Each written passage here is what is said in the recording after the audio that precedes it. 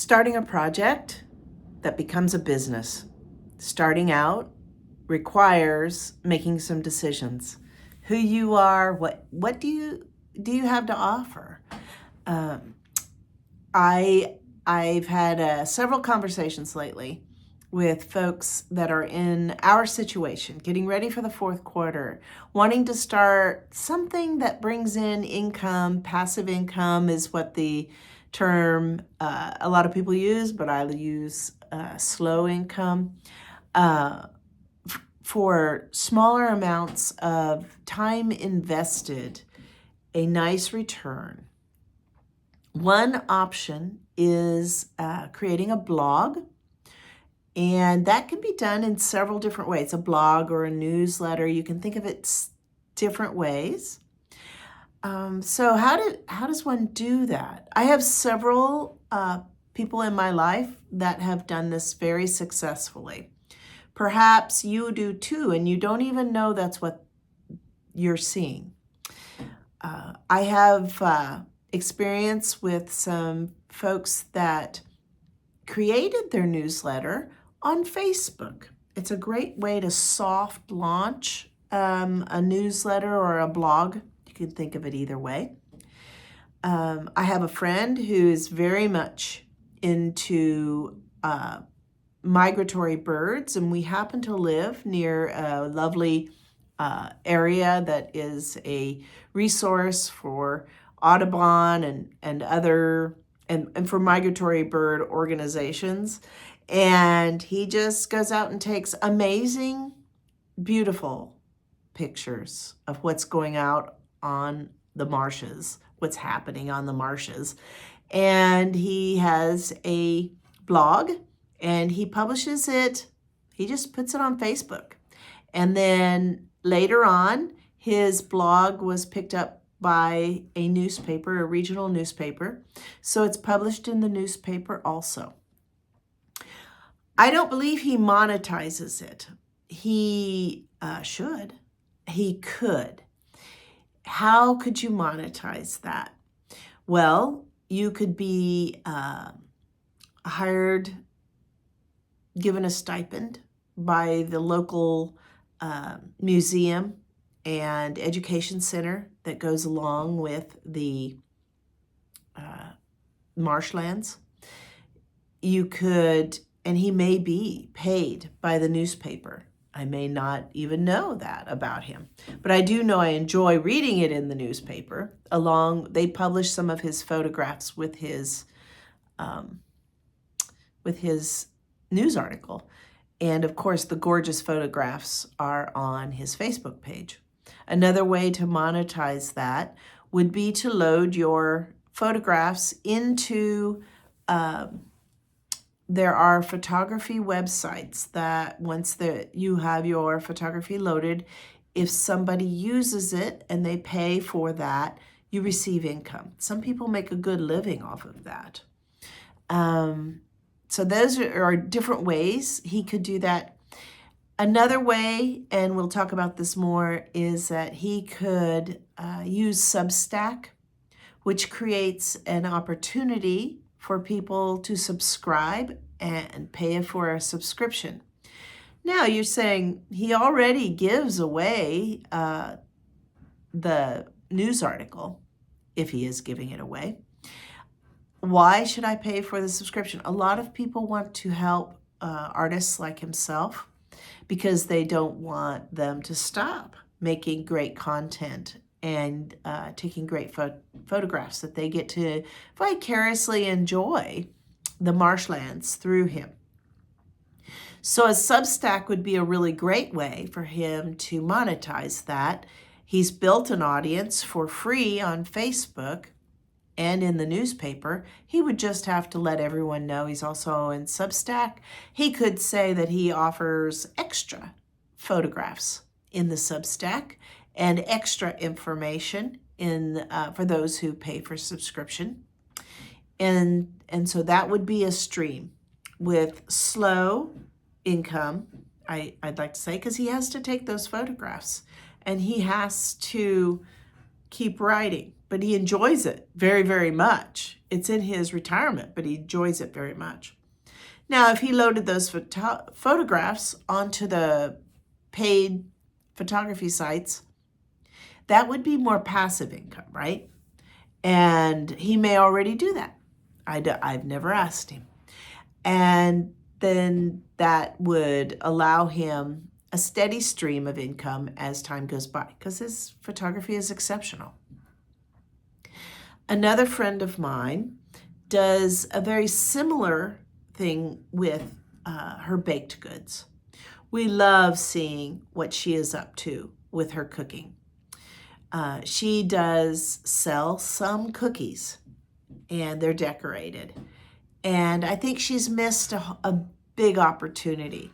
She could teach many of us. I know that she's sold at different times when she needed a little extra income. Cookie decorating kits. So she just takes cookies that she had baked up. She bakes them up for decorating and freezes them. And she just puts them in the box. It's a pie box, and makes up some different colored icings for the holidays that are coming up. And she'll say, I'm selling 25 cookie decorating kits, $25 each.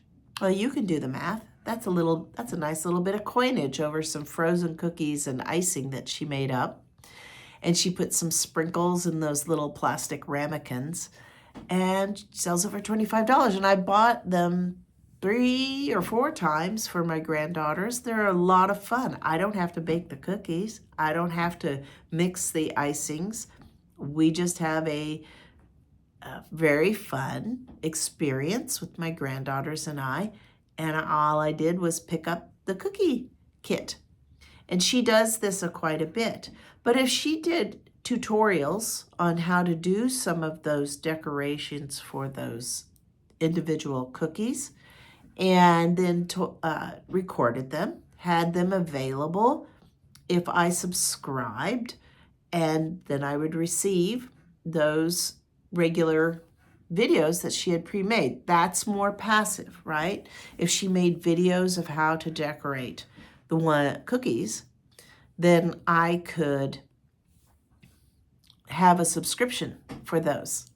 And then when she feels like doing the cookie kits, or she could prepare cookie kits for regular holidays. Maybe you do it for Easter, 4th of July, Halloween, Thanksgiving, and Christmas. That's the only times you would prepare those cookie kits and sell quite a few at that time, and then do your subscription that was just the rotating of the same decorated cookies.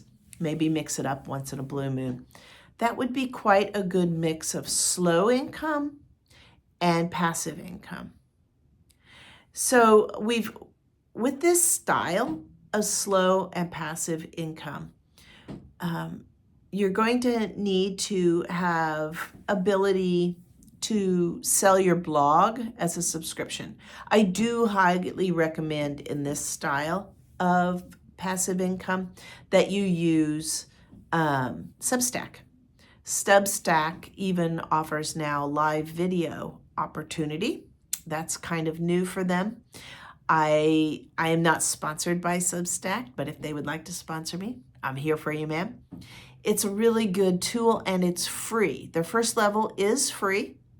Give it a shot if you'd like to give this a try. We all have talents. I don't care who we are. I watch a gentleman who talks about insurance on YouTube. I watch not all his videos. I watch videos that apply to me. If I'm interested in life insurance, I watch those. If I'm interested in car insurance or house insurance or rental insurance, I watch those videos. He may or may not have a Substack, but if you've worked in the insurance industry, you have information I don't have. You don't have to be comfortable being on camera. You can write a Substack newsletter or blog. And how do you build that audience? You probably have a Facebook page, and you just start writing about your topic. A very famous example of this is Heather Cox Richardson, who is a history teacher in a small college. She's quite respected, but there are some other history teachers that are less renowned that are also doing similar things and doing it well, mind you. So Heather started, and she's continued to be on Facebook. If you don't know about her, put in Heather Cox Richardson in your search bar in Facebook, and she'll pop up. She currently also has a Substack. She's written several books. She'd written a couple of books before she became this famous. Now, how did she become famous? Well, she saw a need during the pandemic where people were very confused and upset about a lot of the things that were going on politically. So she put them in historic perspective. And it made a lot of people, including myself, feel calmer in the understanding what was going on politically within the context of history. She can go on a bit. I don't read every single one of her posts all the way through. I'd say I'm about 50% read about 50% of what she writes. And that's okay. I enjoy her very much. She's moved on. She does have a Substack. She does have some video on YouTube. She has monetized. And but she still offers the the Facebook information almost every day. 5 to 6 days a week, she provides us with background and understanding around what's happening as we watch the news. What an amazing resource to just give away. Now, she has both I would hesitate to call this slow. She's amazing. Some people are overachievers. You do not have to do it on that level. I appreciate it because I am a user, so I appreciate her efforts, but I wouldn't recommend people do this level of work ever. But she chooses it. So look at what you do. I don't care who or what you are. I have wonderful people that I watch and read their information around stain removal, believe it or not. There's a lady who does all things laundry, who had a mom and a grandma that knew how to get every stain out, and they were very unusual ways of getting those stains out. It wasn't just spray and wash, which is my go-to. And I remember some of what my mother and grandmother taught me. Am I interested in getting a bunch of stains out? No. I've got my spray and wash. Do I watch and read these folks' information? Yes, because it reminds me of my mother and my grandmother. So it doesn't really matter your area of interest. And you will be very, very surprised what you know that other people just don't necessarily know. Do I know some of the stain removal stuff? Sure. Do I still like to watch it? Yes. The same goes for the ones I watch around frugal living and cooking and different historic cookbook folks. So does this mean you have to be on video? No. I'm talking today about blogs. Do some blogs.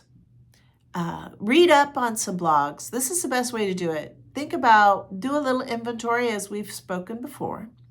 Do a little inventory about what you do best. And then Google, search up some blogs on that topic. Read up on what you want to talk about.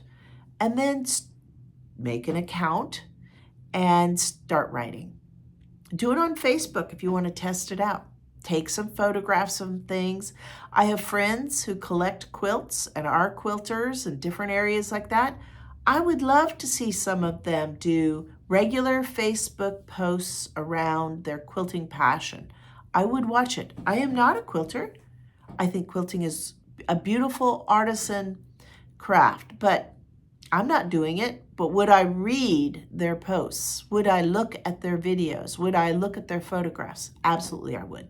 And I think many of you would on many different topics, right? I want to know what they're up to as my friends, but I also really appreciate their art. So think about it.